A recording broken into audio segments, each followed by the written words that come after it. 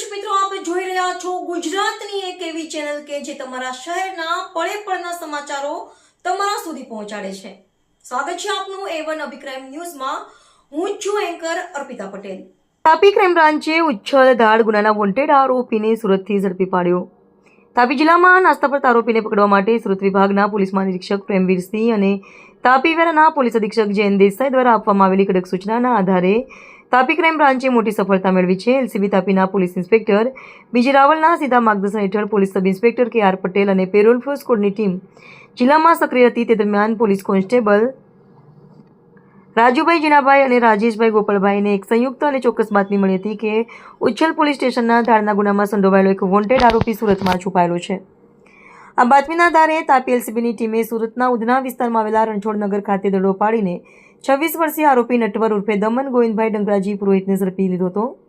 પકડાયેલો આરોપી મૂળ બનાસકાંઠા જિલ્લાના દાંતીવાડા તાલુકાના પાથાવાડા ગામનો રહેવાસી છે. તેની સામે ઉચ્છલ પોલીસ સ્ટેશનના વર્ષ 2025 દરમિયાન ભારતીય ન્યાય સંહિતાની વિવિધ કલમો હેઠળ ગુનો નોંધાયો હતો અને તે લાંબા સમયથી પોલીસને હાથતાળી આપી નાસ્તો કરતો હતો. તાપી ક્રાઇમ બ્રાન્ચની ટીમે બપોરે 1:30 કલાકે આરોપીની અટકાયત કરી ભારતીય નાગરિક સુરક્ષા સંહિતાની 35(1) મુજબ કાયદેસરની કાર્યવાહી હાથ ધરી હતી. આરોપી પકડાઈ જતા પોલીસને રાહતનો શ્વાસ લીધો છે અને તેને આગળની કાયદાકીય તપાસ તથા વધુ કાર્યવાહી માટે ઉચ્છલ પોલીસ સ્ટેશનને સોંપવામાં આવ્યો છે. આ સફળ કામગીરીમાં એલસીબીના પોલીસ ઇન્સ્પેક્ટર રવિન્દ્રભાઈ, મહેન્દ્રભાઈ અને વિપુલ બટુકભાઈ સહિતના સ્ટાફે મહત્વની ભૂમિકા ભજવી હતી. સર્વર પાડવી, તાપી.